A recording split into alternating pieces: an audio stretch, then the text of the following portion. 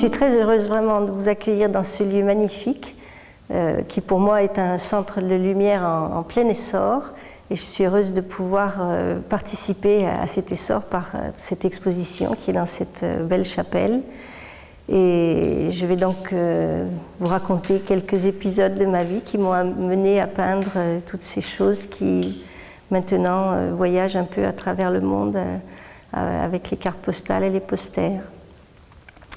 Donc j'ai été amenée à peindre suite à une révélation intérieure sur on peut dire sur le sens de la vie. C'est une question que je me posais depuis toute petite. Et j'ai essayé de chercher dans la Bible des réponses à mes questions. Et ça n'a pas été très positif puisque ça m'a rendue athée pendant au moins 10 ans. Jusqu'au jour où on me fait lire une petite anecdote racontée par Ramakrishna, l'histoire d'une grenouille que j'ai d'ailleurs représentée récemment dans un des tout derniers tableaux.